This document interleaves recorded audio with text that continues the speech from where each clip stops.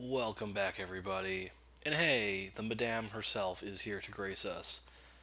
So, this is the penultimate video I'll be doing for Bayonetta 3, and I think it's actually pretty fitting we get such a lovely demon to grace the title screen for us, because today we're going to be looking at the gallery and costumes, all the visual related stuff. We've covered the lore, which, can be kind of interesting. Bayonetta. But I think it's important to show a lot of the visual work that goes into games like this because they put a lot in there. I guess we'll start with I want to show off costumes a little bit here, albeit we've already seen most of them, but yeah, compared to like Bayonetta 1 and 2, especially Bayonetta 1, my like costume video is probably the best thing that's ever performed on this channel. Not that I really care about views, but just always kind of stuck out to me. But but yeah, in Bayonetta 3, it feels like they're just cheaper in general to mess around with. So we have our basic look to start. All the different color combinations you can mess around with, which I never really did. Generally look pretty nice. I think Bayo 3's outfit is pretty good for the most part. Just the way that the different colors can mingle with the hair is very nice. All the different frames as well, which, not my personal thing, but they're cool, I suppose. And then the hair color, which the hair color can really make some stuff pop. Like I'm not necessarily a fan of that. But there's some cool stuff in here. Like maybe if we try like blonde with like purple, that's kind of interesting. Like some of that can look okay, but and of course that just makes everything kind of come together a little bit. Very McDonald's color scheme here. So interesting collections just to start with default. We have the alternate Bayo 1, and her default is this, but there's also like the pastel like kind of pink, got a nice blue, a very interesting shade of green they went with, yellow and black, always very nice. This is the movie poster color palette, the orange and blue. This is a really nice black and purple though, and then this red and blue is cool. The different frames as well, which is fine. What's interesting is that a lot of the alternate Bayos don't actually wear glasses, so yeah, this Bayo is one of the few ones that really can. And of course, the different colors, which can really make them pop. It's a more interesting orange shade. I mean, I guess that is blonde, but because this Bayo has like dye in her hair, it's actually a bit more variety. I think that actually looks really nice. I think that's like the shade she starts with, actually, like the pink with the little like deep magenta kind of in there. So that looks pretty good. We have Beta 2, B2, whatever you want to call it. So yeah, no glasses to mess with, just the original colors. The red looks really nice, I think, in general. And then the yellow with a little bit of green, black with a little bit of like magenta. Orange is a choice, I guess. The emerald looks alright. This blue is interesting. Very interesting. Very close to each other, I think, shade wise. Well, they're not really close, but I would have expected like a deeper blue, but I guess they saved that for the purple to offset that a little bit. And the white with a lot of purple as well still. They're using. Actually, they're not. It's not the same shade of purple, I guess, but it's interesting. I think. I don't know. I think the darker colors kind of look better on this color scheme. The different hair is certainly something too. We had the Hatsune Miku pigtails for the brief time we used this. It looks pretty good, I think, in general, though. A very nice design. Whoops, I did not mean to do that. Uh, B3, we have the Egyptian one. What's interesting, this was like the default, right? Was blonde or was white hair, which everyone usually associates that with, Jeanne. So it was really interesting to flip that for Bayonetta and Jeanne for this particular version here.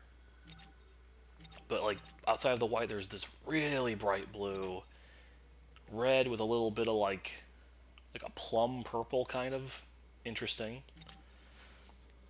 Not a fan. I'm not the biggest fan of like orange and yellow in general, but I just don't think this is the best shade. This is an actually cool. This is a decent color scheme though. I like the orange.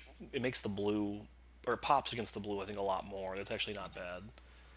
The purple's very soft, very or lavenderish, and black with the blue, which with a similar shade of blue, just more on the inner parts, I guess. But the white and the silk white and red, I think, looks really nice. So I like that one probably the most out of those. All the different colors here. It's a very interesting hairstyle. I'll give them credit with like the alternate Bayo designs. They really tried to make everyone stand out a little bit. I don't know what it is about like this color. Like this reminds me of another, not Hatsune Miku, but like another like anime character, like a Yu-Gi-Oh character. I think has like hair this shade. It just reminds me of it for some reason. The red goes along really well with that. The black looks okay there. But yeah, it's interesting. And then so before here we have the thief. So we have blonde. I think it was the default. I don't recall her looking like this. I think part of it comes down to Abracadabra puts the hat and the little cloak on you, so it kind of covers that up a little bit. That's the default. And then you get this real Mario-esque color, which there's also the Wario one right there for whatever reason. The red and black looks okay. It's really more of a gray though. Wine red, I think probably this is just King from King of Fighters. That's probably the best one I think in general. The black and like real pale green, I'm not the biggest fan, but it's interesting. Light blue looks okay, and then the silver. Yeah, I think the King colors are the best there. But yeah, always a fan of a ponytail. I think they did a pretty good job overall. Like the fact that some of the Bayonettas are some have longer hair than others is actually kind of interesting. Like I mean, with Bayonetta, the sky's the limit for what you can do. I think. I mean, outside of like her being bald or something, I guess. Like, I think she could probably rock every hairstyle. And you know what? They could probably find a way to make her rock being bald. I'm just gonna throw that Bayonetta 4. That's it's gonna be the journey to restore her hair follicles. Anyway, Bayonetta 1, ignoring my terrible attempts at humor. Bayonetta 1, the original here, which I could be wrong. I don't think you've really been able to alter these colors in the games before. Although, albeit some of these colors, like this yellow especially, I think it's from like Anarchy Reigns, and then I think Smash reused it. So like some interesting things here. You got like the red, yellow, and blue especially like stuck out as like Smash colors. That's surprised that she doesn't get like a darker green. This purple is interesting, and then the pink is admittedly not as bright as I was expecting that to be. That's almost like more of a purple, I would say, than like a. But I'm starting the comment war, I guess, of is the dress blue and what was it, blue and black or white and gold? Who knows? You can mess with the frames at last for this one at least. Just feels wrong. I don't know. Maybe it's just me. It feels wrong to have anything more than just black frames for Bayonetta, though. Then again, I guess you could just match the hair, the pink hair, the purple. That I don't know. Maybe it's me. I feel like that's just a bad. I don't like that shade of orange. But that just it looks really weird. I just think this Bayonetta is so iconic with black hair. Just changing it seems wrong. Like we could try and change it up in a way to make it, you know, match a little more, pop a little more. It's like that looks okay. That's like it's interesting. Yeah, the orange. I don't think you're ever gonna convince me that looks good though. I'm sorry. Just that particular shade isn't the best for her. And then Super Mirror 2. I'm gonna be real. I don't like most of these colors outside of the original. I just something about it. I just think the black and blue just works so much better. Like even if you go with a darker blue, that looks okay. That's good contrast, I think. The purple is a similar case of looking a little out there. The white gloves is kind of nice, I think. The green is very, ugh. It's a weird shade of green because there's still like the blue almost on like some parts. And the yellow's okay. The yellow has good contrast too, I guess. Red is, I'm a fan of red and black, but honestly, I think just because so much of like that top is her hair, that doesn't really pop as much. And then the white, white's okay, I guess.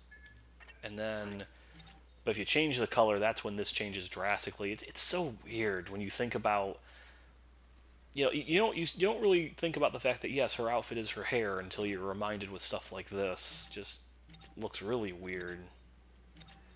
If I try like orange, what can we do with this that will make it look like good? It just doesn't look good to me. It just seems very strange. Like her the hair on her head's fine. It's just like the weird like wings or whatever. This is simple, like the poncho she's wearing. It's so weird. Like that looks fine close up, but just yeah. That's Mayo 2. Ignore this one. That is a mystery for another time. But that serves as the basic costumes, for Bayo. And really quick, oh, actually we have to exit this entirely, unfortunately. I'll show off Viola's. Not that she has much to really show on, with how they set this up. And poor Jeanne does not get costumes at all. She is stuck with the default, which, it's an okay look. It's very psychedelic, but like, she had so many costumes you could use in Bayonetta 1 especially, and sadly she does not get them here. I guess people have modded in stuff like QTJ and stuff, but as of right now, there's no... It's weird, because you'd think they would have at least given her like the Egyptian outfit to wear, but you can't. And like the Japanese Jeanne had like a yellow version of her Bayo 2 outfit, I think. I remember from that brief little bit, but sadly not really. And so yeah, Viola just gets different shirts. So here's the default was the Lucky Stakes, then a red version, then we have Shock and Shorty, white and purple version, which I think this goes pretty well with her color scheme. It matches her lipstick and like some of her highlights in her hair. So this isn't Mike the Spike, right? Because of the accent, but that just seems like it just would flow better to me. Mikey the Spike, I guess. And then so a white and orange version. That looks okay. That still kind of, I wouldn't say it matches her hair, but at least kind of is a somewhat similar shade. She doesn't really have any yellow stuff. Bleeding Rex white, which looks okay, and then the green, which that's okay too. That pops a bit more against her like darker colors like her jacket and stuff. Then we got Little Angels white and black, which of course is just the development team that the Platinum calls themselves. That looks okay. And then the white, the Hyoko-chan thing we got for beating the golem. And that's cute, I guess. I don't know if there's a greater reference to that or not, but yeah, that's about it. It's weird because, like, there's so much you can do with punk fashion. It kind of surprises me you can't do much with Viola. Like, even, like, changing her hair or, like, makeup would have been something kind of interesting, but we'll put her in the purple, I guess. But yeah, it's a bit limited, but, which further adds to my conspiracy theory that she was added in development late, but all things said, I think the costumes are neat. Like, they're not as out there as like Bayonetta 1's were, I think. It's a crime to me that you can't get her like jeans and sweater combo from the start of the game. That seems like that should have been an easy lock for a costume, but what are you gonna do? But now we have the gallery proper. I put this off long enough. Get a neat little intro thing you can just watch every time. Now you can see here, unfortunately, try as I might, I can't track this stuff down all the way. I consulted a few different guides, and the guides I found seem to be like incomplete, like IGN and Nintendo Life, like were just they had a lot of the same stuff, but I still was coming up short. Like they listed only 7 records for the jukebox, and I can't find where the last one is. There's still a handful of models and concept art I can't find. Like I'm sure there's somewhere, I just have no clue where. There's no way of knowing if you've gotten everything in a level or not. And even going top to bottom on every stage like twice with the guides in hand, I could not find everything that I was missing. So I am sad to report I cannot show everything off. Not that I was going to. I get like really because like I'm not gonna play every song on the jukebox, but I guess we can. I'm gonna start. Let's look at the movie theater first, quick. We have the sneaking mission for Jeanne, which we've seen that enough times. We Are as One, the first credit sequence.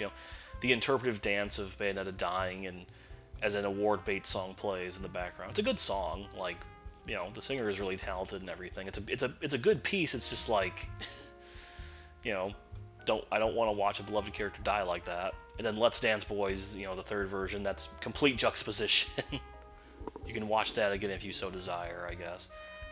The jukebox, you have a lot of different things here, so we can listen to every title call in English and Japanese. You can listen to that for some fun, I guess. Bayonetta. Bayonetta. Bayonetta. Bayonetta.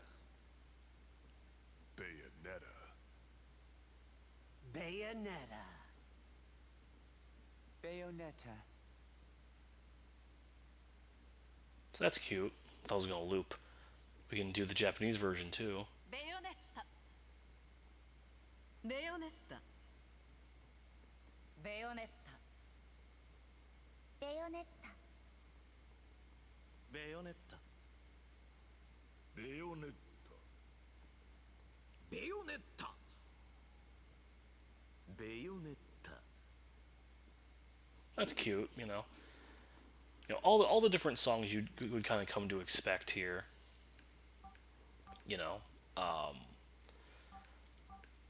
Really, I think in general let me listen to this quick. If you want to. Really good music throughout, I think. Like that's definitely a huge strong point for really the franchise in general, but I think especially Bayo 3 has a really good collection of stuff.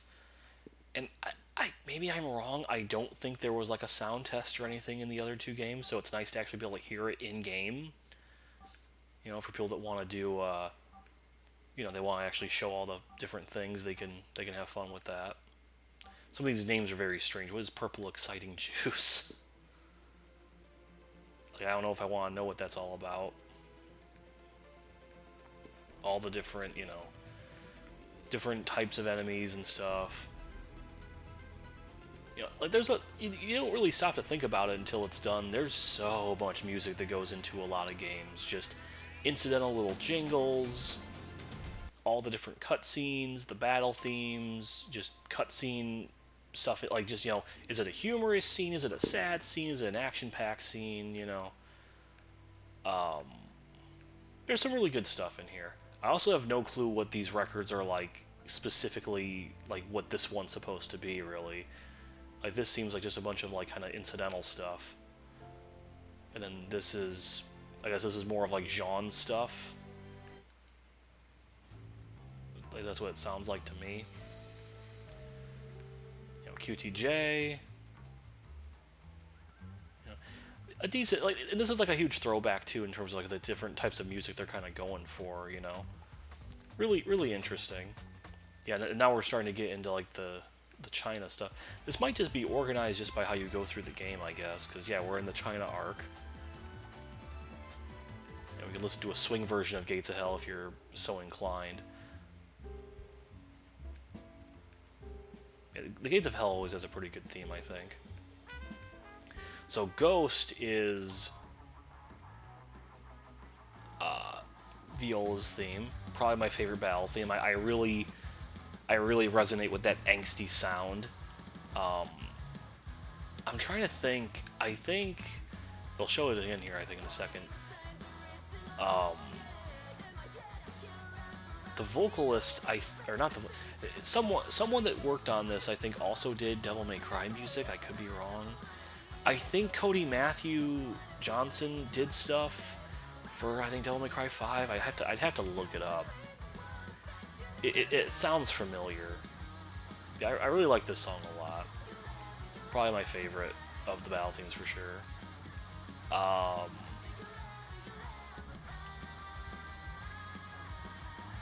let's see. Keep moving here. They kind of bury Bayonetta's, I think. There's the Bossa Nova version of Gates of Hell.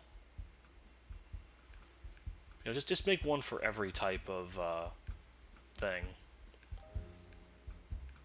Every every genre of music. Red and Black, I think that was like when you fought like Jeanne a lot in Bayo 1. This gets a nice remix.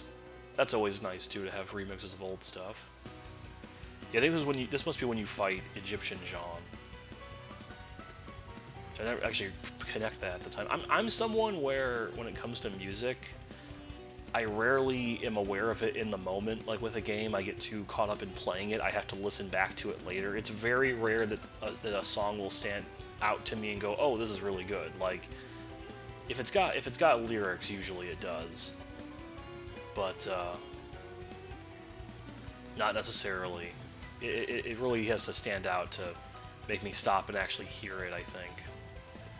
So I don't know what that says about me. I have weird taste in music sometimes, and don't always appreciate. Like I couldn't tell you about the the craft of it. You know, oh man, they're playing that note in G minor or something. I don't know. Or oh man, they're using this type of instrument. I don't know.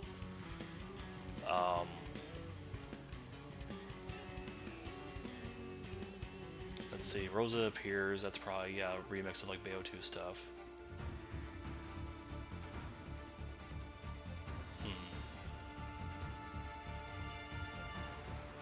All the different Ready to Fight variations we've been passing by. There's already, what, 7 of these?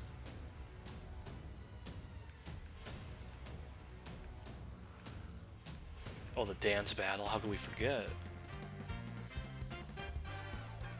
It's such a weird scene, really, when you think about it. And then here's Fertile Rondo. I'll just play a little bit of both, just so you can tell the difference between the two. Which they do have quite the same opening here. Julie Nathanson, I believe she also voices Ball in this, and also Alrene for the very brief line she gets. She replaces Tara Platt, if I recall.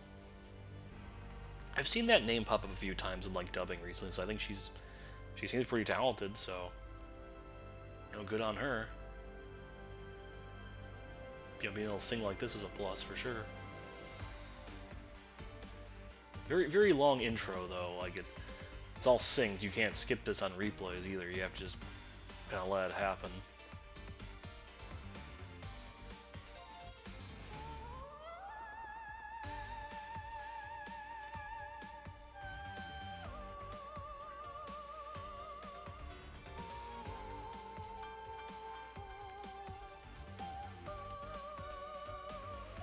I just don't want to cut her short. It's like this is also one of my favorites in general. Just a really out there idea they had for the climax of a level.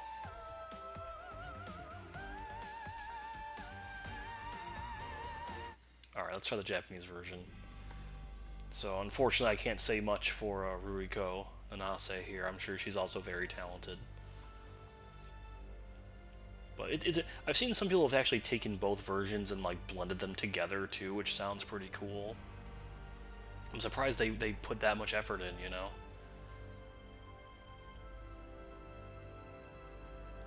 But we gotta get through this intro again, unfortunately. I don't think I can fast forward.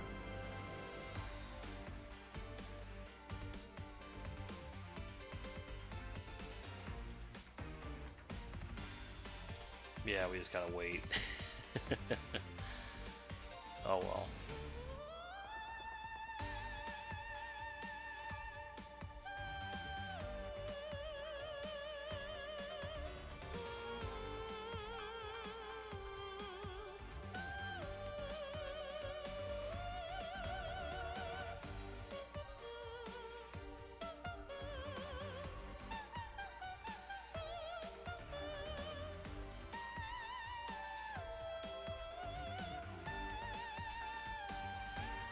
And kind of let that go in the background, I guess, as we move a bit.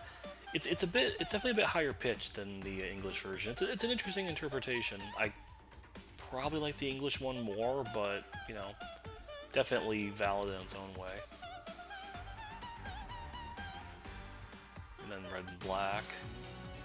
That's the original. That's the one I remember. That's probably one of the better songs I think from Bayonetta in general. So there's all this stuff. All the big endgame music is right here. The Umbran Witch is showing up.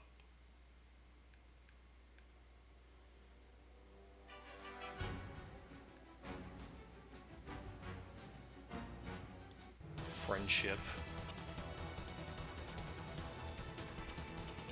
That's the and oh, and this is the original Bayonetta's theme. It was really cool to me that Bayonetta it has a unique battle theme, but also a remix of an old like classic song. It's always like something that's really stood out. I think it has its own unique kind of flow compared to something like Devil May Cry has more of like a guttural kind of grungy sound sometimes. Then if you want to do the credits theme, you can listen to that.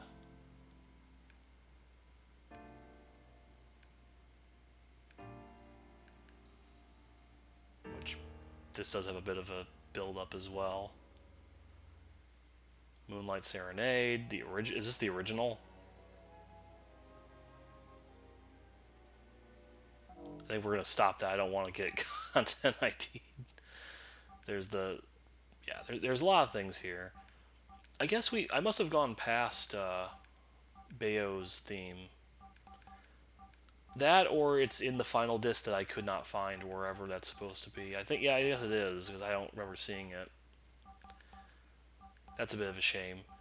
All Fine, I believe, is the name of her thing. Yeah, I don't see it in here. That's a bit disappointing, but yeah, music is good. In general, I like music. And then we have the 3D models and concept art. I guess we'll do 3D models. No reason not to. So, funny enough, of all the models I do not have this version of Bayonetta. I don't have that one at all. We start with Bayo Zero here, which is very similar. Here, I'll turn the HUD off as well. Yeah, she's very similar to the Bayo 1 version. The only major difference is, and you can barely tell, I don't think she's supposed to have a beauty mark. But it's really hard to tell, and I can't zoom in anymore. Then we have Tokyo Bayo here. Very shiny stomach. I don't... that's a little too much detail. I don't think the world was ready. But it's a cool, like, street hip design, though, even though it's a little weird to see... Is it weird to say it's weird to see Bayonetta showing midriff when she usually reveals everything else? I don't know. It just stands out to me. China Bayo, which Dead End Express is kind of getting in the way here. Very, very cool design. I'm trying not to be a prude. Well, no, that's the opposite. I'm trying not to be a perv, but the back is what it is there. Keep moving here. Egyptian Bayo, I think, is a really solid design in general, though. I mean, we've already talked about this with the other things, but just looks really cool. The gold, I'm not usually a gold fan, but I think it pops well enough here.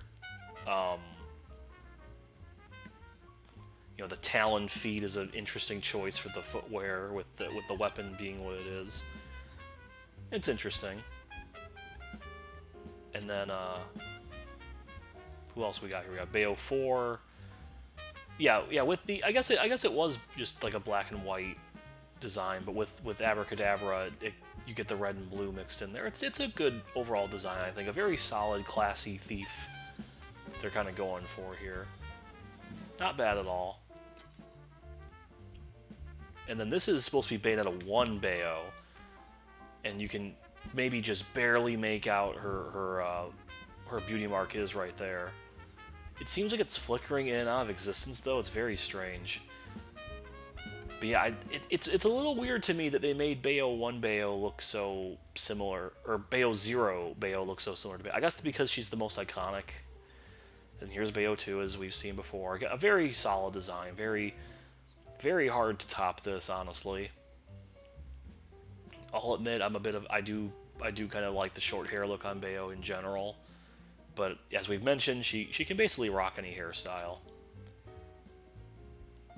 Jeanne, her her little tassels are going nuts, but don't look at that. So yeah, like I said before, I think Jeanne, God, that non-existent spine. Look at, jeez. I mean, she's a witch. She probably sold some organs to a demon at one point. It's not a bad design. To me, it feels like there's too much. Like the tassels are a bit much on her guns. The fur coat's a little bit for me. I don't know. I honestly feel without the coat it would look a little better. But at the same time, I think it makes sense to have the coat because it's kind of like a cape almost. And continuing having glasses but not actually wearing them is, a choice. It's not bad, just not my taste, I guess. I just think Bayo 2's was just better. But this is a cool Jeanne, though. We can really take a look at this from up close. Just a really, really solid design in general. We got Ribbit Libido here, which kind of hard to tell. I guess you can't. It doesn't really look like the high heels that we saw with the weapons from the archives. But yeah, this is a really solid design. I like this Jeanne a lot. And then Rosa, very classy. Very classy. A bit interesting that, like, I'm pretty sure, this is basically just like a red and blue version of, the outfit that she wore in Bayo 2 as well. You never see her face, I don't think, but obviously she looks very similar to Bayonetta in general, so pretty solid though. It was really cool to see a Rosa in this. I think a lot of people weren't expecting it, and I think we worked back around. Yeah. So sadly I don't have Bayo 3s of all the ones. But we have, like, virtually everybody else. We can look at Luca here. Which, like, Luca, to me, like, this design's okay. I think he's mostly just let down by, like, that fur texture does not look very good. Maybe that's me. Am I zoomed in all the way? I think I am. He looks okay, I guess. I do think his face is a little... I don't think it got as much love as Bayonetta did for, various reasons. Interesting kind of cowboy. The thing is, he seems like he's Dante without the style. Like, if you just made him red, he's just Dante with, like, a ponytail and a little hat. Which I'm trying to think of his design in what 2 was. I think he was wearing, like, really dumb-looking spectacles that looked bad. But, he looks okay.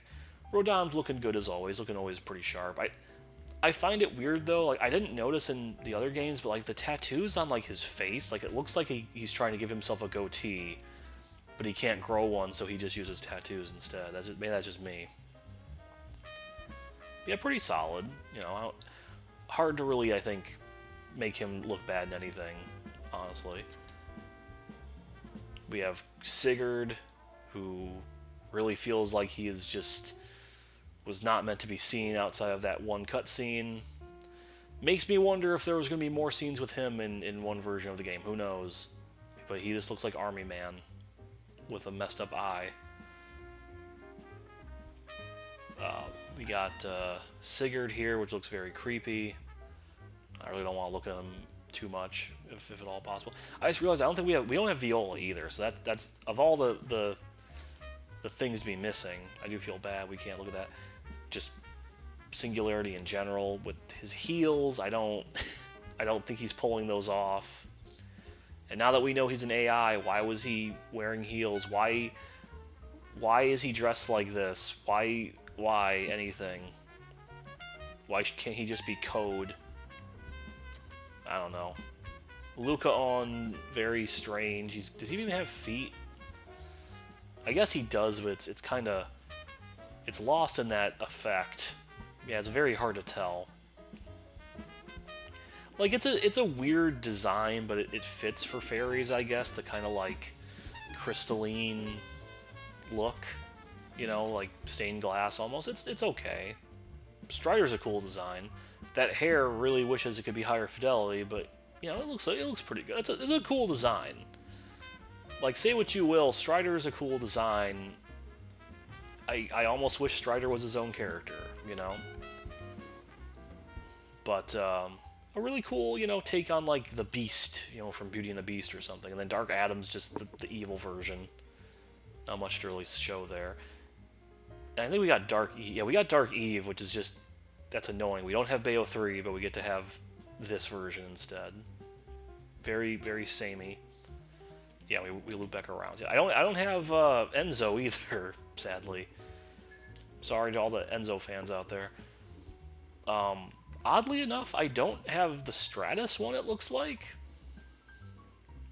That's a bit strange. I'm going to zoom out for the enemies. Oh, they have little toesies. I never even noticed.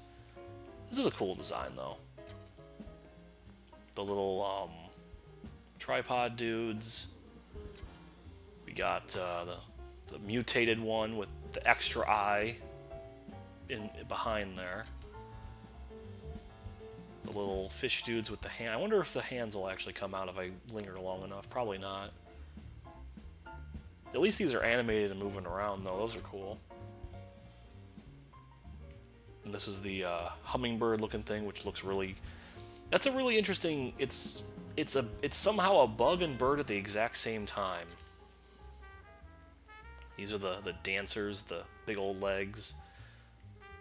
Big old thick leg day little sword feetsies. They kind of remind me of the legions from Astral Chain a little bit. The big old boy Flockus. Look at that belly jiggling. Not really. It is moving though. It's very gross. Very animated. Why does he have like this like rainbowy finish on like his sword? That's kind of interesting. Not a bad design though. It looks pretty cool, I think, in general. And then there's this version, which is the eye being like that's kind of weird to me. That's so cool though. I know that ribbon on the back is like that's like a Japanese mythological thing, I think. I don't know the significance, but that's supposed to be like, oh yeah, these are like holy beings or something. The jellyfish, not much to really show there. Just jellyfish are evil. That's all you need to really know. And the evil version of that. It's weird I have like all the enemies except for like the basic one, it looks like. That's strange. The dreaded snail. What a terrible enemy. Cool design, just terrible to fight. I don't even know if I want to look beneath it, but there we go. You can see the Flockuses coming out on the sides there, which is neat. I feel like maybe these designs would pop a bit more if, you know, Switch was a little stronger. They could have done a little more detailed work with all the Stratuses hanging out of it. That's the big boy that we fight like a billion times. And yeah, you actually look at, you can see that, yeah, the hands are fused together. It's not just a giant hand. It's like, no, it's two hands facing together. Or arms facing. That's kind of weird. Do they share, it looks like they just share a single, like, thumb? No, they don't. I don't think, anyway. Yeah, not really. Let's see AI do those hands. Maybe this was made by AI, who knows. The bull, very animated. He does not want to stand still. That's cool. What else we got here? The fire version, not much to really say. I wish you wouldn't move so much. Trying to rotate and I can't show everything off correctly. The purple version. Oh, there's the tower, there's the stack man. That's zoomed out all the way if I zoom in all the way. Yeah, you can kind of see the Flockuses in the middle there, I guess, or the Stratuses or whatever the hell in the middle, the little guys, and then they're up top. In their little throne. With the purple version? Of course we have the purple version. This one looks way more like a weird tower.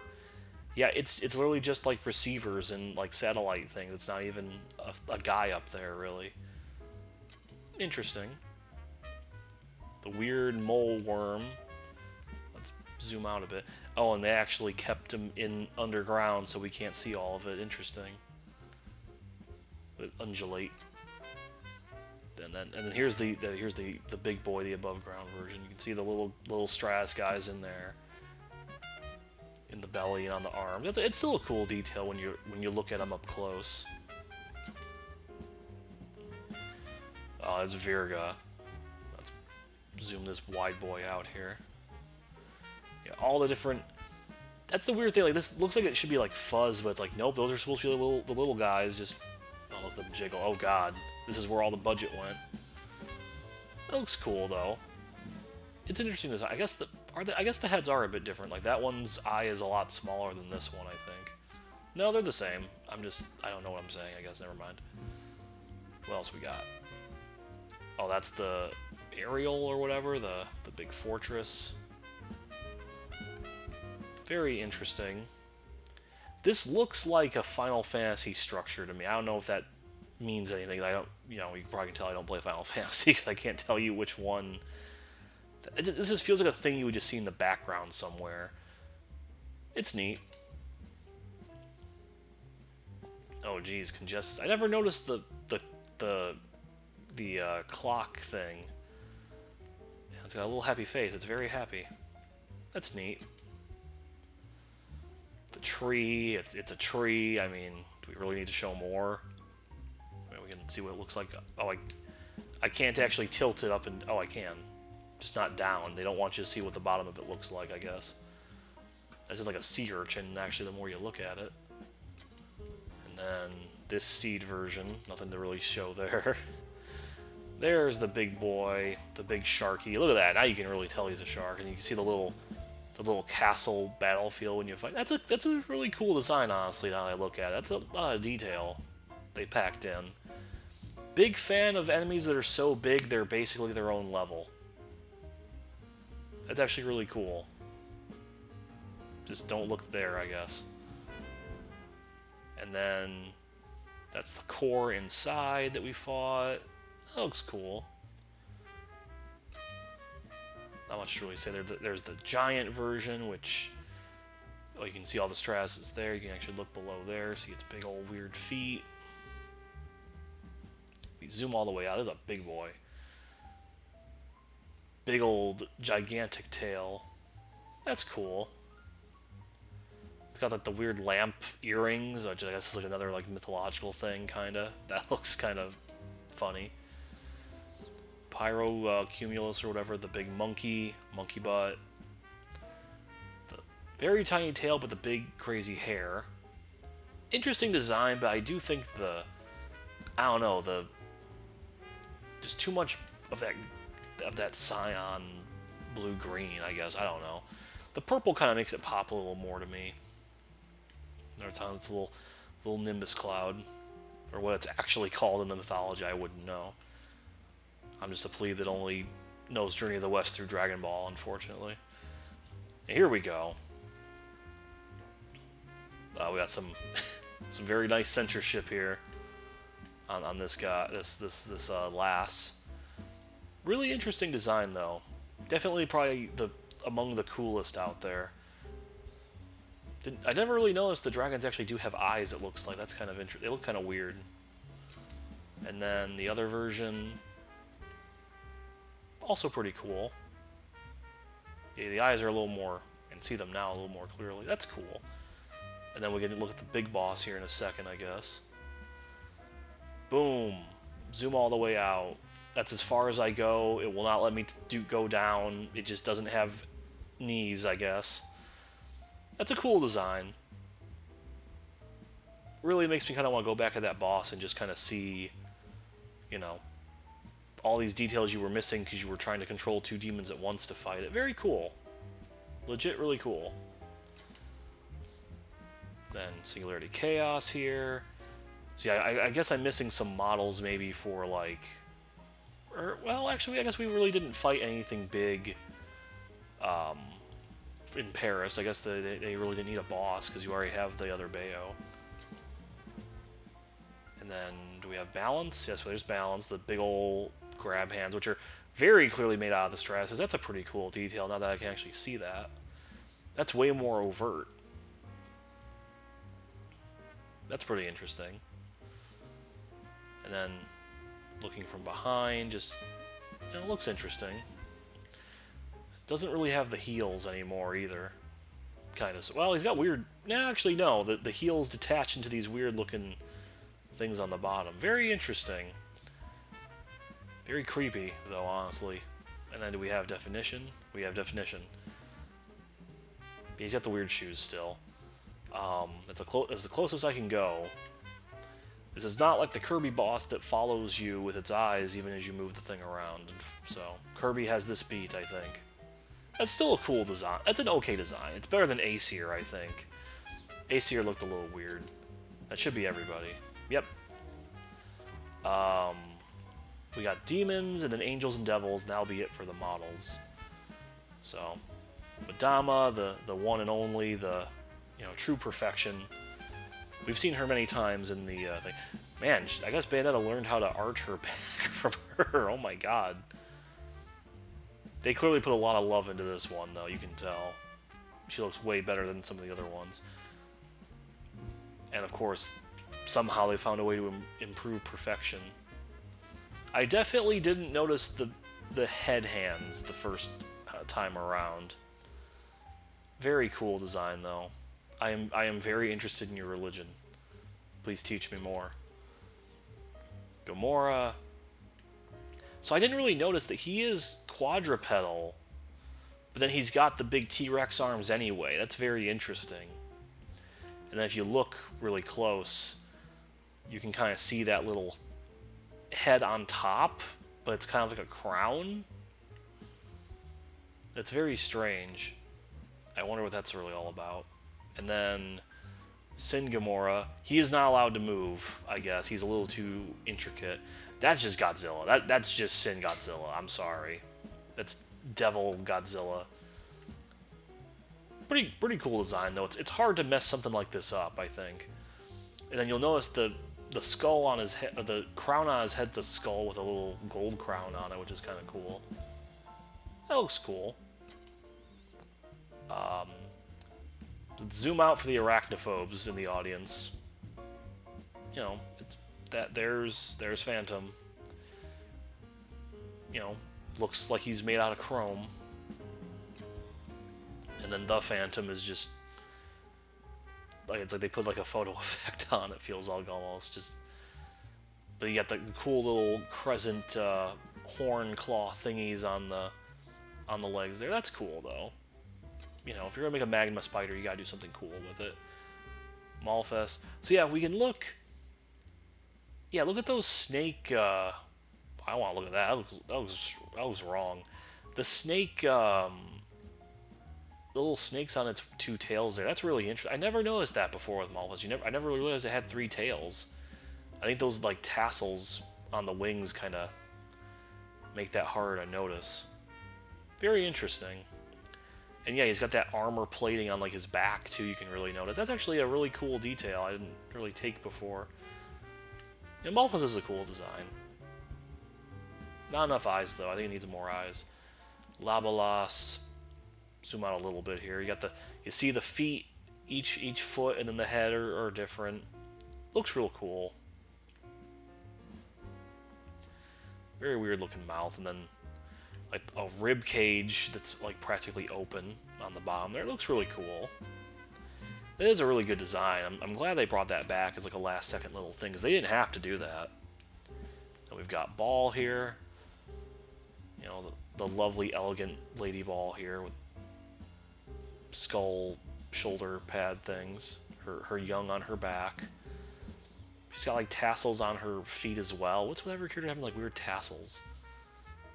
And then she's like a harem dancer underneath there. Interesting.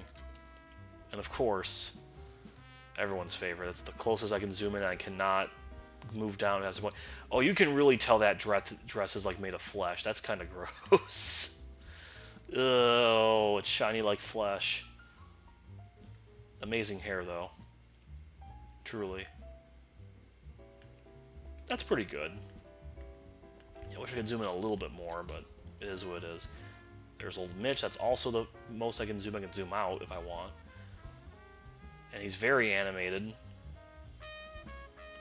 Yeah, I can't really like. It's really hard to tell that it's two bats. I feel like the blue kind of feeds in a little too much. Should be a brighter blue. I feel like it's still a cool design though when you really look at it. When you look at it up close, like at the with the you know the title screen, that does look better.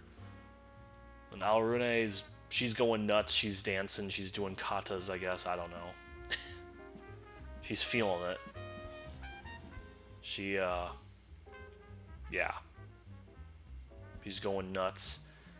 You don't really think about how big that monstrous part of her is until you really look at this in full, though. Like, if we zoom all the way out, it's such a... It's just interesting to think that she was just like a relatively human-sized demon when you first fight her. This is cool, too. Got the train, which that's the most I can zoom in. This looks like a model train when it's all static like that. We can't look at the gross demon inside, really, outside of those innards right there, so you'll just have to deal with it. I'm sorry, train fans. That's all you get, I guess. Kraken is creepy and weird and moving too much. The big old flower petal head. And all the eyes you could ever possibly need. That's a pretty cool design, though, with all the gold and jewels embedded in it, because a lot of the demons have, like, that, like, mineral-like effect. The clock tower, which I also cannot tilt down. You can't... I'm sorry you can't look at underneath it. It wouldn't be polite. I can't really zoom in anymore, either. You can't... All these details on, like, the carvings you can't really see. All those really nice shingles. I guess this happened right before, what, 5 o'clock? That's the day that they fell. And here's Cheshire, here's our boy. Real creepy looking at him up close, honestly. Those teeth are weird, I don't like that. Got a weird jewel eye. Is that... I guess his eye is like multiple eyeballs. Or is that like a marble or something? That might not even be a real eyeball. Got a bit of his ear chewed off. Got some stubble. He's not shaving. That's just Luca's scarf, too, I've noticed. Well, it isn't, but it kind of... Well, that part resembles it a little bit, but... I wonder if that's intentional. Toe beans. You're welcome. And here's Madama Styx. Yeah, she's super toned compared to Madama Butterfly. Damn. I mean, I'm not going to complain. Yeah, she's pretty cool. And yeah, that's everybody for the demons. Angels and devils. That'll do it for these. We'll kind of breeze through these, I think. We're taking our sweet time here. I'm really glad I split these up, because I was going to do all of the lore and all the gallery in one, and that just... I can't put out a 2-hour video. I just can't do that. Or 2+ even. There's just slightly different weapons for some of these. There's Beloved. Hit the big old red glowing weak point on the back. That's really creepy. It's got like that like mouth that's like, you know, you have no mouth but you must scream anyway. It's just like tearing at your own flesh just to do it. It's weird. This is Grace. And we'll see Glory in a second here. I wish I could pan faster, but that's just what we're stuck with. These are always really cool designs. Definitely an iconic enemy for mean reasons. They were mean to me. They deserve what they got. And I think this is a really cool thing. This is acceptance, I think. The fact that, like, so the head is in the chest, but then the neck stump is still stylized to look like a knight's helmet. I think that's a really cool design flair. Like, legit a really cool design, all things told. And that's just it with a harp that it uses to fire out as like a bow and arrow, which is also really cool. The big boy with the hammer. Very big boy. You know, overall, they had some really cool angel designs back in the day, and this is the big shield version. Real cool. Glad we can actually look at these a little more closely. These look really nice, too. They probably touched those models up from Bayo 1 and 2. Valiant's just the best, just the coolest there ever was. This also has that like that back like ribbon ring around it, so you know that it's a big deal. Really interesting to see some of that stuff moved in here. That's the closest I can get. And then Fortitudo, also a really solid design. Let's zoom out a little bit. That's a lot. Oh, is the tail? The tail. Oh, the tail is just barely in frame. If I zoom out all the way, that's a big boy. Man, look at how long that tail is. It's like longer than the rest of the body. That's crazy. That's a cool design. That's definitely, that stays with you when you first see that. Is that the last? Oh, we have Golem, I think. Oh no, we have demons too. Yeah, the demons have like that mineral, like metal kind of look to them, which is interesting. You know, I appreciate they have a theme for most of these. You know, as much as I don't like a lot of the homunculi, they at least have like a sky theme kind of going for them, like very cloud theme. There's the gun. That's cool. And then Pain. Pain's always been a really cool one. The weird shoulder eyes, but also knee eyes. Are those even eyes? Or are they just meant to be like screws? The middle, I guess the middle thing could always be a face too. That's kind of hard to tell, really. That's a cool one. That's definitely a big favorite, I think, for the demons. And Golem. You just look into the kaleidoscope effect in the middle there. And the big Golem, or well, not the big one at all, the small one. What am I saying? The really small ones. That's cool. Yeah, that's all the enemies. So that's all the models. We still have concept art we can look at real quick for a few minutes, and then we'll close it out. So, got Bayonetta's stuff here. Overall, you know, I think she's got a really solid design. I think that it's really hard to improve on perfection, as I've stated before, but they keep finding ways to make her pop and feel a bit different. You think about the design of the glasses, the jewelry, the makeup, just... There's a lot that goes into designing even a single character in this game, I swear. We got Viola here. She's a punk, as they put in there. Lots of little design things. The like Union Jack kind of like flannel design they're going with, I think, for some of her stuff. The boots, the spikes, it's all very try-hard, edgy, but she's 18, you gotta cut her some slack. You know, we all had that phase. I don't dislike her design at all. I'm curious what a future game's design for her might be. And there's her sword and all that stuff with Cheshire. I think that's the hilt has like the paw pad design. It's interesting. There's a lot of little details you don't really notice unless you look close like this. There's her shirt. Maybe Platinum will make a game based on the... I heard they're actually making merch with that design, I think. So that's kind of interesting. There's all the, I guess, the model and like how the makeup's supposed to look. Very, very nice. The guns, all those little charms on the end and everything. That's a lot of stuff going on in there. Rays of hope and darkness guiding the lost, yellow sunshine, warm light filling those it touches with love, orange blossom, even though that's like white. Glow of vitality giving the strength to carry on, green grass, tender light giving peace and tranquility, blue sky. This has to be a reference to something, but I couldn't tell you what. Criminal, why is this not an unlockable costume on the left? The right one I could care less about. But this looks so good. Why can't we play as this? Please, just add it as DLC. I don't care. I'll pay for it. There's Viola. I know a lot of people don't like her makeup and like feel like the dyed hair kind of clashes a bit, but I think it's okay. It makes her pop, I think. I got used to it, I think, overall. You get the little lightning bolt design on the end of the eye there. It's kind of cool. The different shirt ones. There's Rodan, looking really cool.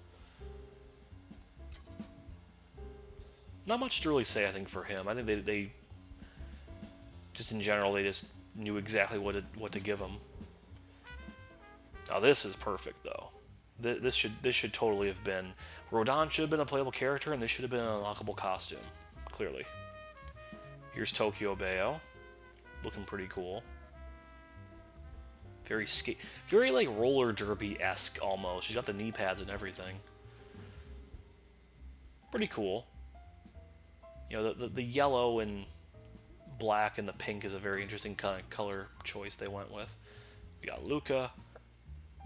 I'm wondering if this stuff was actually in order or just how I unlocked it, because some of these seem kind of all over the place. See, I think the coat kind of makes Luca look more like a douchebag. I think if he just didn't have the coat on, he would look a lot. He kind of looks like Sebastian from The Evil Within a little bit. I mean, that's just me.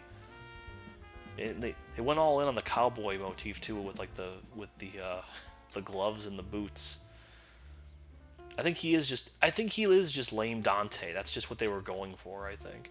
There's some Enzo. You can at least look at the concept art for Enzo. And that not New York Yankees logo. I like that design. That's actually really nice. I think that's cool. There's Jeanne.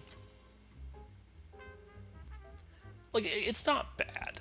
The more I look at it, the more it's not bad. I just really like 2 a lot. I don't know. It just hit really well. I mean, it's better than her Bayo 1 outfit, I think. I didn't really like her Bayo 1 outfit that much, honestly. I think short hair Jeanne looks kind of cursed, honestly. She looks much better with flowing long hair like this. You know, more on the hair length, and the moth little pin in there, I guess, which I didn't really notice before. Look at all this detail that they had to think about. And then her makeup, which I've heard some people aren't really a fan of her makeup, but you know what? She deserves to look nice. Let her look nice. China Bayo. Very cool. Cool rugged scars. The butt. Just all that ornate armor and everything. It looks really... They did a really good job with this one, I think, for sure. Yeah, this must be random because we're jumping all over. And then here's the fairy form, which looks cool. I wouldn't mind seeing this form come back again, but I just hope you can actually do cool stuff with it. An Egyptian Bayo. Again, I think I've said enough. Like, these are always really solid designs. The butt's a little outrageous on this one, though, so I'm not gonna linger too long. And then here's Jeanne, and unfortunately, the butt's gonna come into question here again. So let's just... You saw it, let's move on. France Bayo. I think she looks really good in the concept art. I don't know why, just it looks pretty good. Her beauty marks on somewhere else, actually. That's I never really noticed that with the other ones. Very classy design, very cool. Very, very proper. Luca on, which looks very strange. Sigurd. Singularity. Much to really say. And now we're back to that. Okay, so that's all the characters. Got a few more to look at. Now this is going on a little bit, but we're doing okay. So here's the Demon Masquerade. So here's Madama's. Looks really nice. Very intricate, very cool. I remember everyone thinking this was going to be like her Devil Trigger, and then it just ends up being a thing you can just do whenever, which is a little disappointing. But it's overall pretty solid. The Gamora one's pretty cool too. They definitely... I like that form, I just don't like G-Pillar that much. They put a lot of thought into it, but just wasn't for me. But it looks pretty cool. There's the face. Then we have the spider form. Very nice.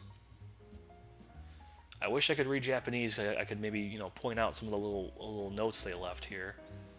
It looks really good. Like this seems like a very busy design, but they made it generally flow pretty well, I think. Just the things that need to pop out, pop out. There's the weird train. Really, really feels like someone's got a thing for trains there. It's an interesting look, I suppose. Just, I don't know. I don't know, man. Got the harpy form. Very intricate with some of these coverings here. Very cool little wings, which you don't really think about the wing um, placement for stuff like that. That's definitely a logistical nightmare. She looks really cool without the hood there. That looks actually kind of neat, but still kind of a neat little thing. The sexiest frog you'll ever see.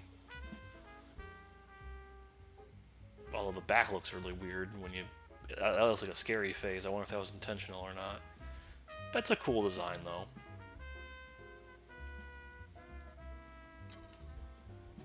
And the bat... You know, looks pretty cool. At least this form, I think, looks better than the demon itself, really. Like, the red and the blue pop out a fair bit more. At least Bayo doesn't have, like, a face coming out of, like, her chin, though. That'd be kind of weird. Then we've got the puppet, the very creepy little steampunk puppet. Pretty interesting, though. Like, you know, you're going for, like, an old-school witch scarecrow design, almost. Bayonetta, that's just cursed. There it is.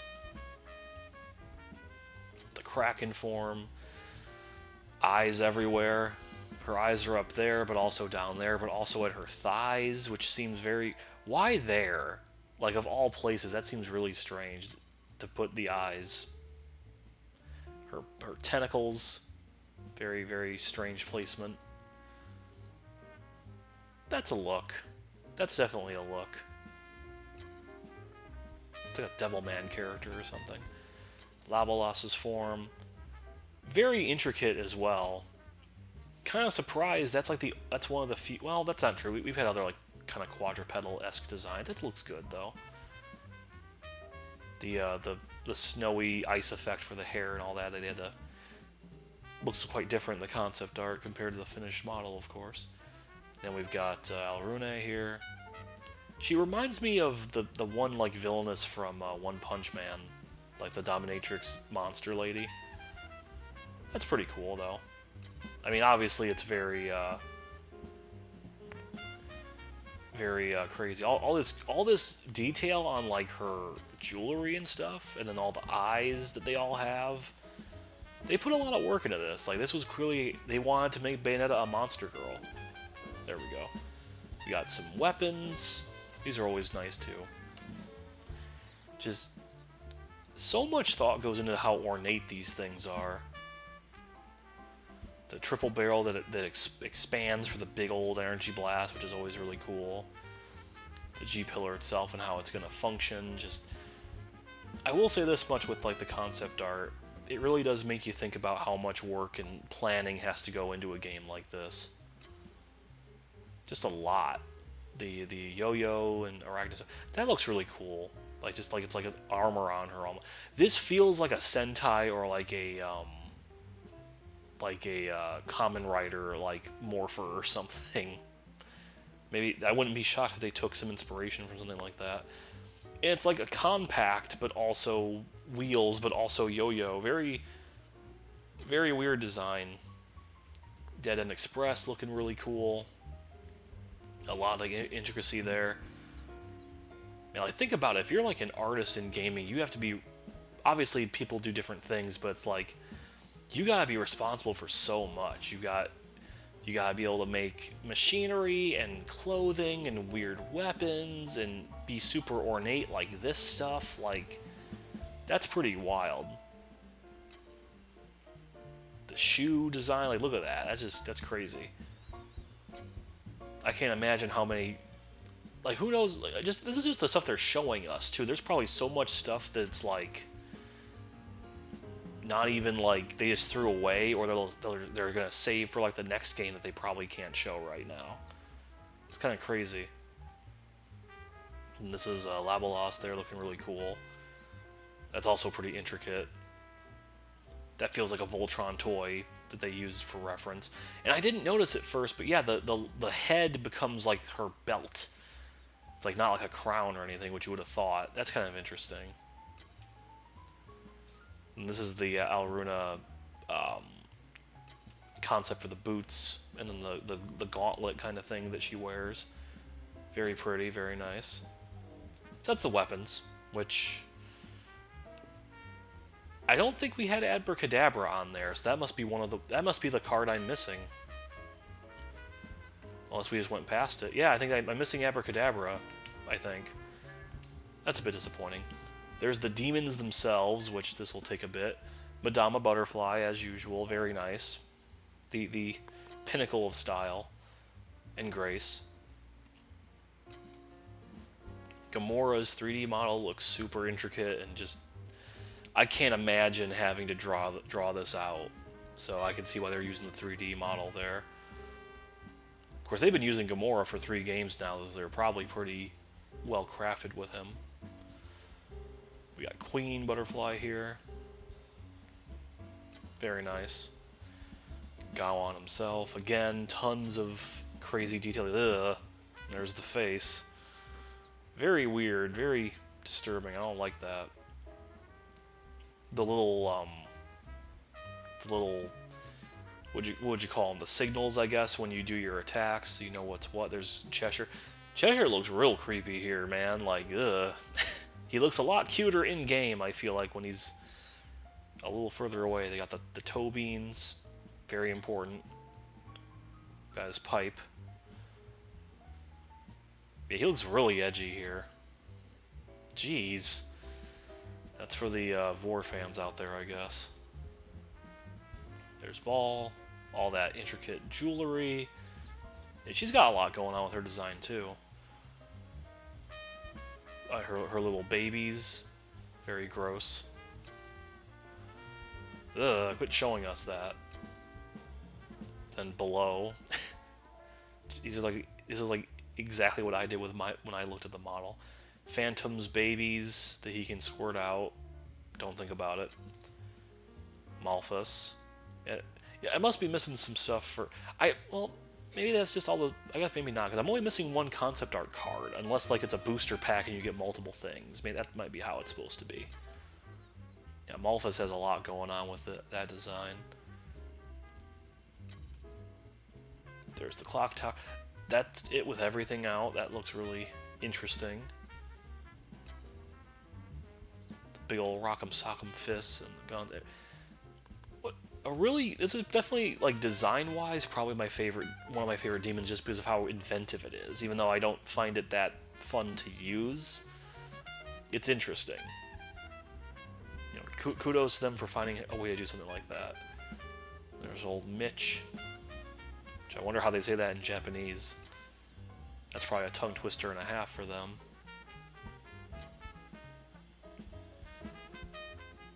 Very interesting design. That's just like the top half, I guess, and the bottom half. Very, very cool. And there we go. There's the real star of the show here. And then we get a little bit of... So I think this is supposed to be Madama under Demon Slave. I don't think this is supposed to be Styx. But then this is clearly Styx, so I don't know. Because Styx has the different hairstyle, so I don't know. Very strange. We got the really creepy, like, maw tentacles with Kraken. And just seeing Kraken in general. Very interesting look to it. Very, very creepy. That's going to be the boss of Splatoon 4. Just going to call it right now. There's Labalaz. That's a very... I wonder if they have, like, another artist for that, because that looks very different. Alrune right there. Look, that body is ridiculous. Like, it's absurd, even. Just how big it is beneath all that. And then we're back. Okay, so that's all the demons. Just some enemies. This will take a bit, too. It looks like this is definitely a longer one, but I'm glad we're taking time, because I want to show this work off, you know? They put a lot of thought into it, so... It's worth it. There's the Stratus. The Stratus is honestly a decent design for like a basic enemy type. It's fine. I think that these enemies look a lot better in concept art because you see that, oh yeah, they're made up of the little guys. And it just comes through a lot more when they don't have to render it on the Switch's potato, you know, hardware. There's these big guys again. Got the jellyfish. Big floaty fishies with their little creepy wall master hands from Zelda. This dude. And there's Strider. That looks pretty good. Again, like I've already said this, it's just a really solid design. And then they're like taking all the different pieces. It's weird because he looks really cool even without like all the extra stuff on top. I guess the color scheming is weird. Is that like supposed to be like Luca-On's version of it or something?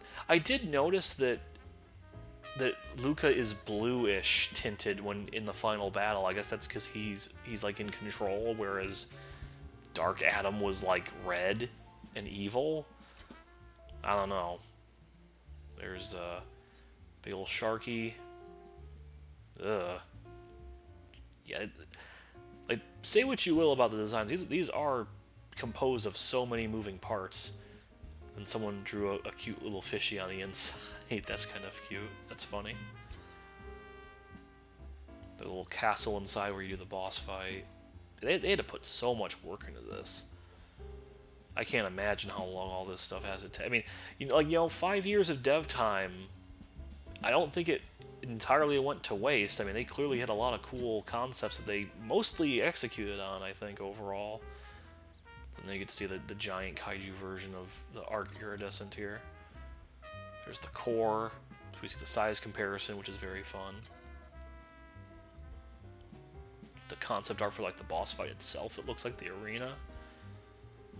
The flowers. Really interesting that they actually put all that effort into such a simple enemy. We've got the big barrier that you have to defeat with the little seedlings. The Congestus. And how you're supposed to pole dance to change time.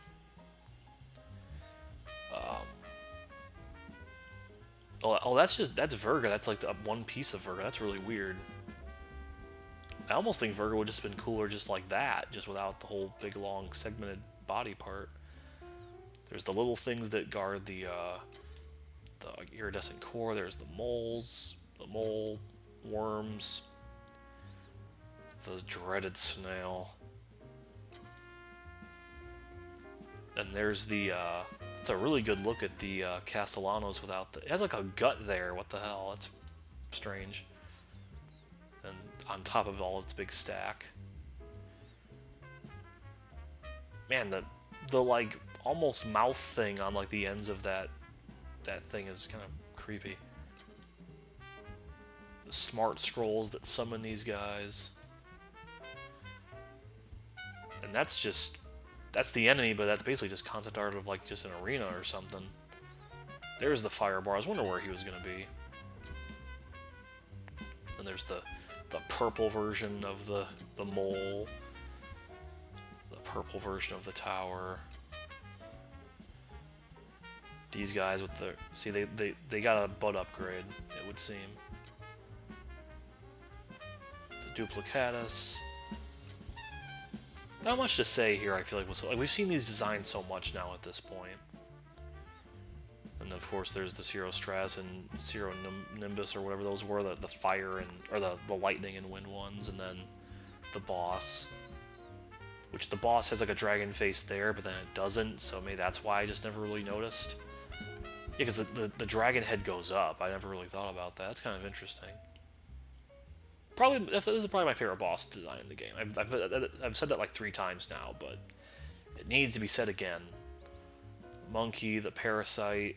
Oh, cool, a diagram to show how it puppeteers bodies around. Lovely. And then finally, Singularity himself. Very interesting. This is a cool final form. They did a good job. The big boys, we can see them for scale. Yeah, there's a lot. Okay, now we're back around. Yeah, we loot back. We got some environments and then some miscellaneous stuff, and we'll close out. Which there's a lot of environments actually. Like it just goes to show how much stuff a single set piece is kind of worth. Like this is the opening of the game, which is generally a really cool, little set here. You've got the bakery, like all this stuff that you only really see the one time. Like look at all the stuff they had to do, all the little signs for the shops and the Pen Pizza thing. Like Infinite One is his license plate because he's Rodon the Infinite One. Like so many cool little details. The street food New York pizza, $9.99, huh? I guess that's good. I want pizza now. There's the Chaos Rift and all the different little things we can destroy along the way. This is really cool. Like I think for the most part, they executed pretty well on the concept art. You know, like sometimes you see concept art and it's like, oh man, why didn't they go with this? But it's like this is pretty cool stuff. They still had the 101 building in there and all that was thought out. The sliding on buildings with Gamora, the cool little set. This was a pretty cool set piece, honestly. It controlled a little weird, but it was visually pretty interesting. The fight within here, all the different cars and stuff. Like, I really do have to admire the craftsmanship, the big kaiju. I don't know what the whole big swirling stuff up top is. That's kind of taking away the focus on the kaiju, but that's okay, I guess. This is just a dry run for Project GG, I guess. And then finally, like, the core and all that stuff. That was a whole other set piece. The worst set piece in the game to counteract Gamora. Unfortunately, you know, a cool idea, just the execution was not there. Very interesting. They have to use the like default Bayo for most of these, even though you played as, you know, Tokyo Bayo for that one. A lot of cool stuff. Like, you think about every single vehicle has like concept art, so you know what it looks like. Look at this. That's a really cool like idea of like an ancient Chinese army having to fight off like an invasion. Like, look at that. That's cool. That's legit really cool. I think they definitely sold the like scale of the conflict a lot of the time. You know, and just we don't get to see much of these worlds, but they did. And you have to think too, I guess, if you know, if the rumors are true and this was going to be an open world game, I guess they were gonna have to put more thought into like the environments and stuff, you know. There's a part of me that wonders what that would have turned out like. Like, would you have just explored Thule as a hub, and then you could have just gone to any one of those like 4 other worlds, in whatever order? You know, hard to say.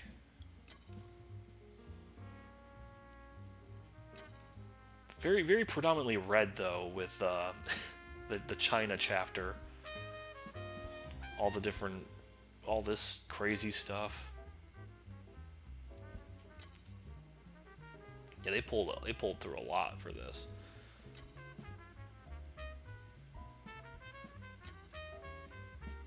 There's a lot of the China concept art. That's where we found the cat that one time. Memories, you know. Here's Jeanne. So this is interesting. So you look at some of the Jeanne stuff. Well, first off, they have Bayo here, which is strange. So maybe she was intended to do this at one point, or they were just putting her there just because. But then we see Jeanne here, and that's her Bayo 2 look, and you can see just how much better it does. Just it's simple, you know. The red and the white just contrast really well. So, I mean, obviously, when you're doing concept art, you're not going to have... like, they were probably doing this independent of the character designer and stuff, right? So they probably just had to pull from what they already had.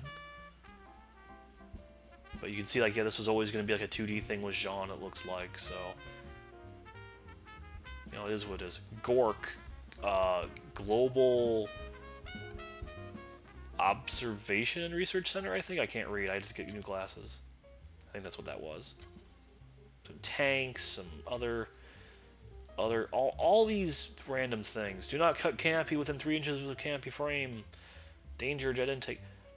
Why is all this detail? Gates of Hell. This is a cool piece of art. This is legit really cool. This is like a good this is a good wallpaper. Gates of Hell always looks really cool. I really wish that, you know, if they had gone like the open world route or whatever, or just even in general, you instead of navigating menus, you could just be at the gates of hell as your hub, and you just walk around and talk to Rodon and just chill.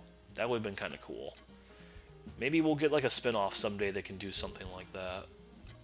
I wouldn't mind that. And this is all the different like icons for the gates of hell, like the drinks and the music tracks and all that. Here we are in Egypt, the room with the poison rain. There's the Venom, the Venom caves. This was a cool little bit. The big Malphus kind of like nest, I guess, with the temple. Viola in the desert. The worst level of the game, unfortunately. And then Bayo's level, which was a little bit better. This was a really cool area. Like, there were some cool, big, wide open areas they planned out for sure. You can really feel the scale with the Egypt stuff, I feel like. Maybe that's just me. It just feels like they put they had more time to put in for that part, maybe. But that's just my thought. You know, we'll probably never know the true story of the development for some of this game and how some of this stuff went, but at least we have a little something to look at to get an idea of what they were going for. They did a pretty good job, I think. Like, none of this stuff looks dramatically different, but then again, they're just showing us the concept art that they want us to see.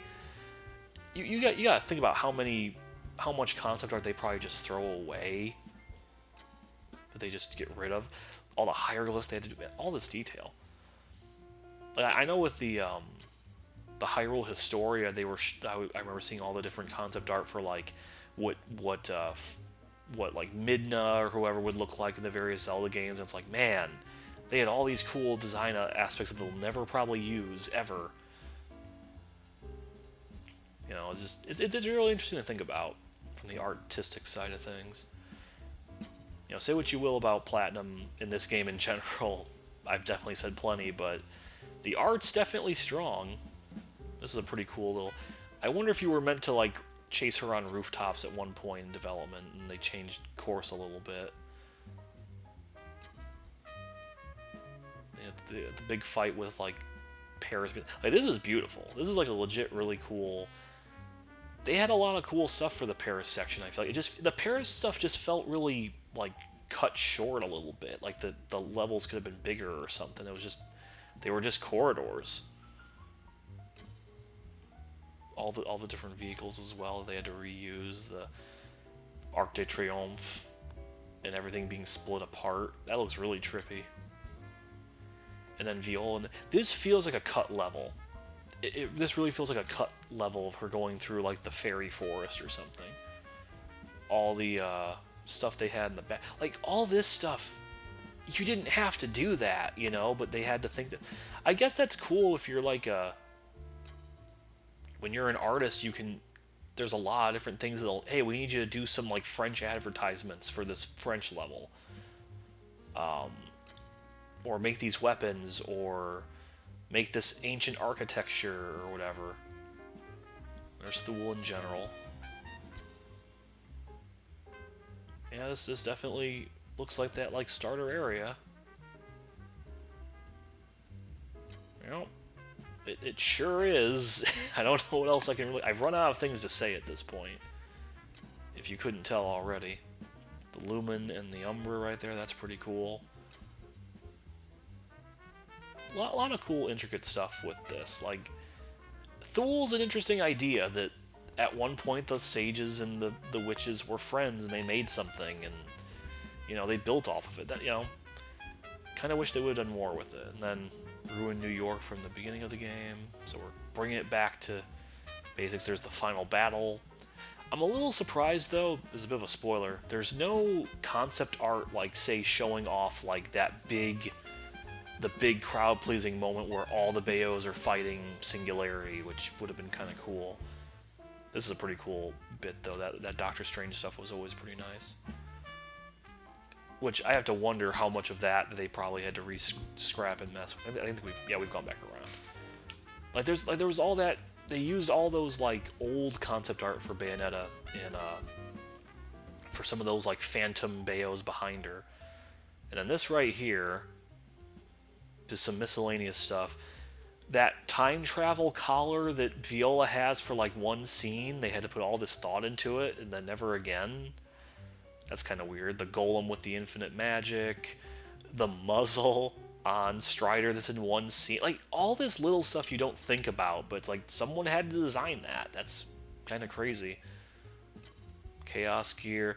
I don't remember what this is. Like I don't think this was like this must be like an accessory or something. And then the golem, the various all the different forms the golems take. These are definitely accessories. Yeah, these are how they're supposed to look like when they're on Bayo's ear. The portals for the dimensions. And this is actually really cool. It's like, yeah, this is what the level selected kind of looks like. They changed a few things, like the stake neon signs up top now, and they moved the dartboard down a little bit, but for the most part, this is pretty much how it looks. And then that's all the different souvenirs you can get too. All the different, you can see all the different assets kind of up close. Like they put a lot of character into that. I guess that's it. So I wish I had a more climactic thing to kind of finish on, but we've spent enough time, I think. But yeah, overall, that was the gallery. That was the world of Bayonetta 3 with sadly, a few things that I missed. I wish I could have found everything. I really tried. I feel bad, but I'm already not showing you the witch trial stuff, so I mean, it's not as if I was showing you everything else beforehand anyway. But yeah, thanks for watching. This was a bit of a long one, but I think it was fair to give a lot of that stuff a little more time to show off. With that said, the final episode will be after this, where we will take a look at one specific thing that I've kind of been teasing and hinting at before now, that also relates to a specific game that is out the week of this recording. So stay tuned next time as we finish this off, and I show you one last secret. See you next time.